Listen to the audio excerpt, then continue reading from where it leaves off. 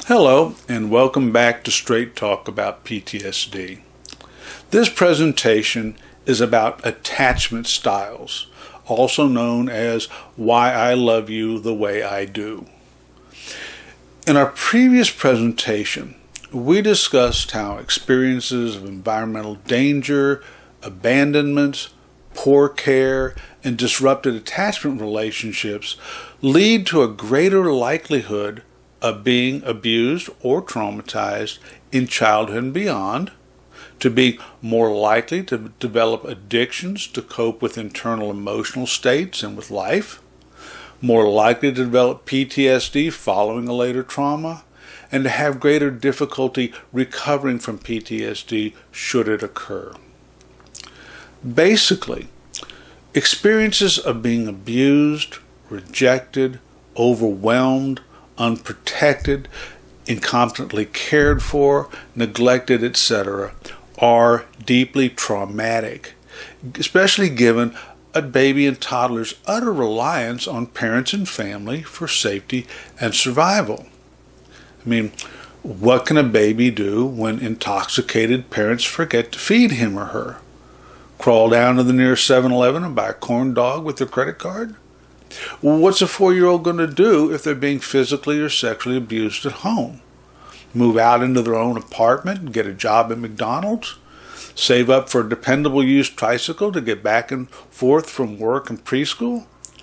No, they will adapt however they must, however they can, in order to survive, find safety, and meet their essential needs in the place where they have no choice but to grow up, and with the people they have no choice but to depend upon. In a home, in an environment where protection, safety, and survival are uncertain or threatened, it leaves the developing child in a massive dilemma. I need these people, but I can't trust them. If I cry when I'm hungry or dirty, I'll get ignored or maybe even hit. These people are my world. They're all I know, all I have, and I cannot escape. Again, the baby and toddler has no real choice but to adapt as quickly and as completely as they possibly can. And the worse the environment, the harder they have to adapt, the harder they work to become the baby or toddler who can survive where they have no choice but to be. Babies and toddlers have not yet developed enough of a thinking, reasoning, planning brain to solve these problems. And there are three strategies that they're capable of when they're very young: fight, flight, and freeze. Less dramatically stated and put into more attachment-oriented terms, think of these strategies as approach, avoid, or surrender. And surrender being becoming what the caretakers want or need the baby or toddler to be. For attachment-traumatized babies and toddlers, these three strategies tend to evolve into what we call attachment styles. Attachment styles are consistent patterns of attitude, dependency seeking, intimacy tolerance, and behavior which develop in response to early interpersonal experiences. Let's start by talking about secure attachment, positive attachment, healthy attachment.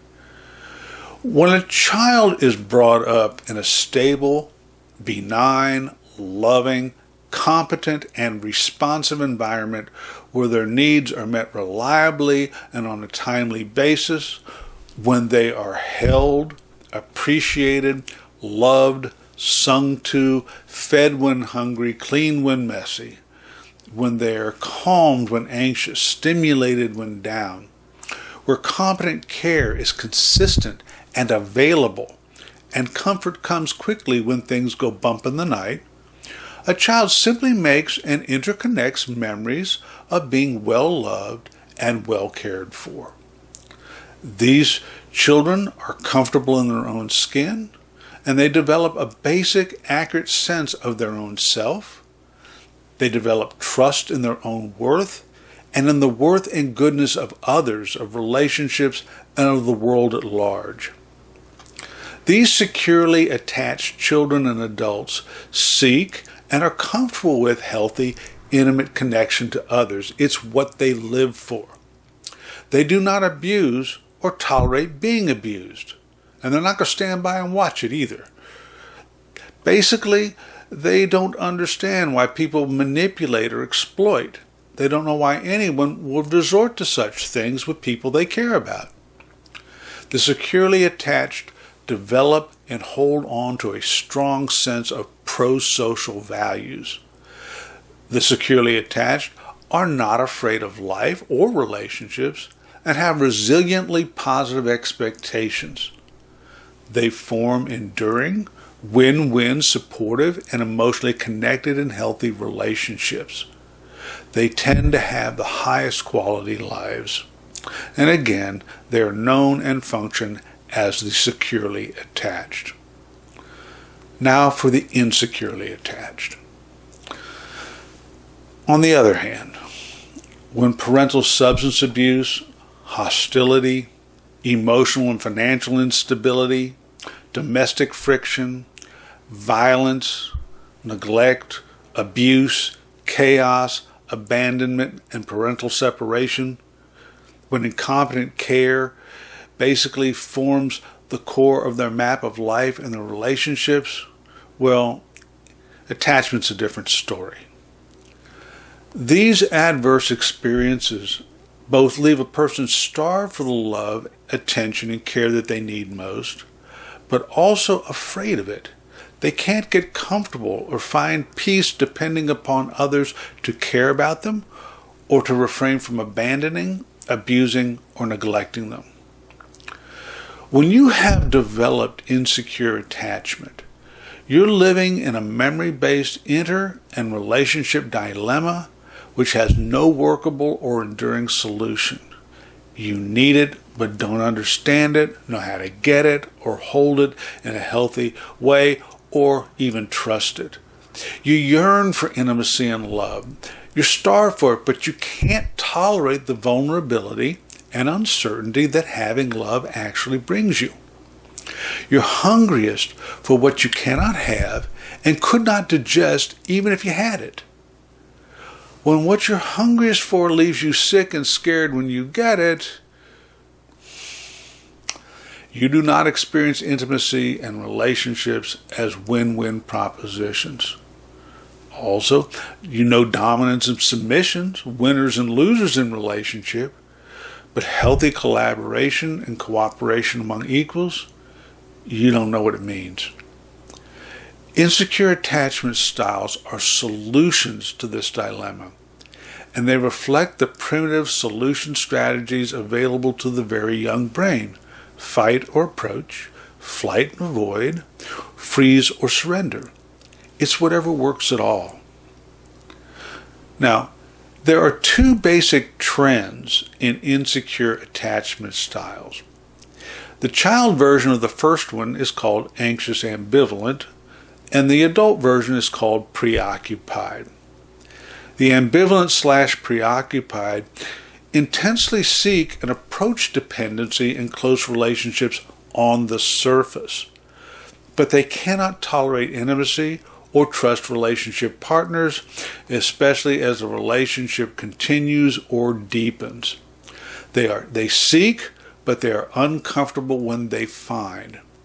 The ambivalent, preoccupied may cling, but they do not calm. Loving care does not soothe them for very long. They may even become irrationally suspicious of or angry with the people they depend upon, and may push others away even while clinging to them. These people, the ambivalent, preoccupied, expect you to want to leave them, abuse them, betray them, or exploit them. It's what their memory map of life says has to happen at some point.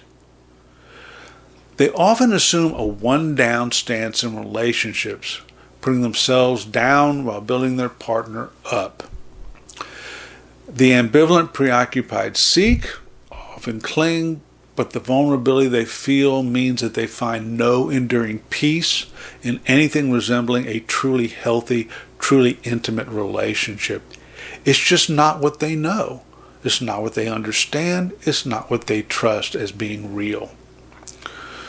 The ambivalent preoccupied are more likely to run in the front door to love and then run screaming out the back door at some point thereafter.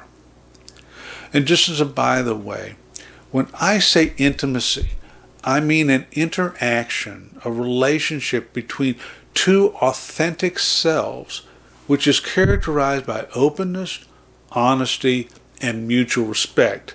I am not necessarily referring to sex or a romantic or sexual relationship. The second trend in insecure attachment styles is called anxious-avoidant in its child version and dismissing in the adult version. Before we go on, I'd like you to note that both child versions of insecure attachment, that is, the ambivalent and the avoidant, begin with the word anxious, because for the insecurely attached, relationship and intimacy bring anxiety and insecurity, not peace and stability. Relationships are a battlefield, a wrestling match, not a forum for fulfillment. The avoidant dismissing deal with their confusion over their needs versus their intolerance of intimacy and dependency by avoiding and minimizing intimacy and dependency in their relationships. The avoidant often strive to be self-sufficient and independent, but underneath this is the tension of starvation for attention and affection. The avoidant dismissing often build themselves up, but see others as lesser beings than themselves.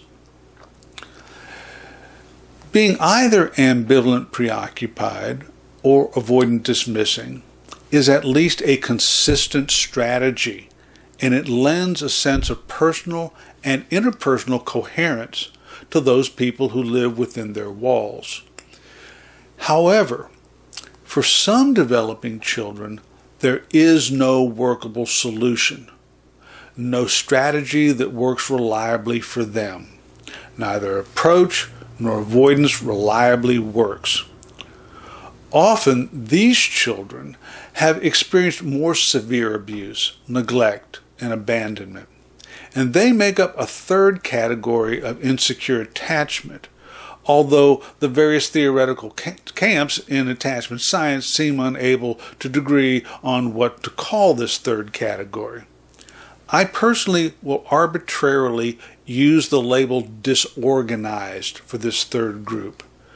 Again, for them, no strategy has ever reliably worked to reduce the distress of their miserable early lives, or result in consistently improved treatment of them, or success in meeting their needs. They may be extremely dismissing in one moment, but then turn clingy and cling to you while they bite you. As small children, the disorganized may freeze up when parents come to pick them up, or go from bullying other children to being terrified and submissive in the presence of an adult. The disorganized connect very poorly with others, and they also have an incoherent, confused sense of who they are. They think highly of, trust, and feel good about no one, not even themselves. For the disorganized attachment people, addiction is very common, as life, inner and outer, is confusing, painful, frustrating, and distressing to them, and they have no successful internal strategies for self-calming. Their relationships tend to be brief, intense, and chaotic. I love you, go away right now. I hate you, but I must have you. Bonnie and Clyde. The common sense solution that I hear, often even from professionals, is for the insecurely attached to simply get the love and trustworthy intimacy that they have been deprived of.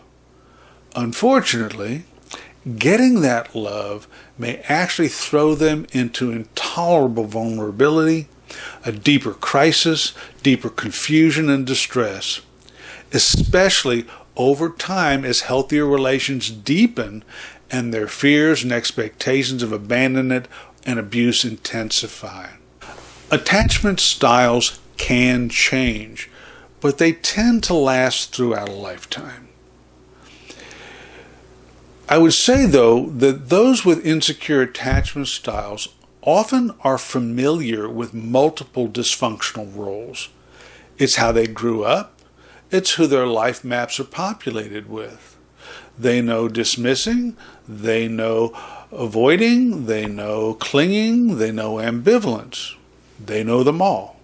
So the insecurely attached can at times switch back and forth from abusee to abuser, from abandonee to abandoner, from loving and caring to angry and rejecting, from one down to one up, and from approach to avoidance.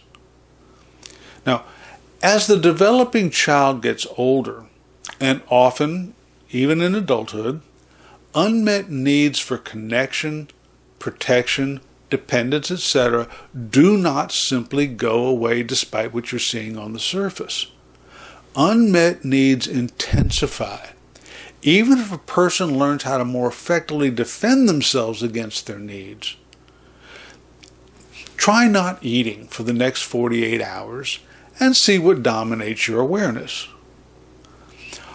All of this leaves the insecurely attached in perpetual distress when intimacy threatens to occur or when intimacy threatens to leave. Obviously, attachment is a major issue, both in determining who gets traumatized, who gets PTSD, and who can and cannot recover from exposure to trauma. I see attachment issues as being at least as important, if not generally even more important, to address in post-traumatic psychotherapy than recalled traumas themselves. Both need to be addressed. But attachment is often the factor more likely to determine psychotherapeutic and life success, so I tend to emphasize it first. Now, we will be returning to the subject of attachment and attachment trauma frequently throughout the remainder of Straight Talk About PTSD presentations. The next subject we're going to discuss is the low road versus the high road brain, and how attachment trauma and physical and sexual trauma affect the development and operation of the brain.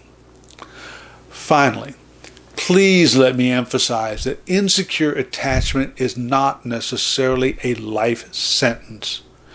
It simply takes time, a committed client, an attachment-savvy therapist, and a relatively healthy support group somewhere along the line to work it all through.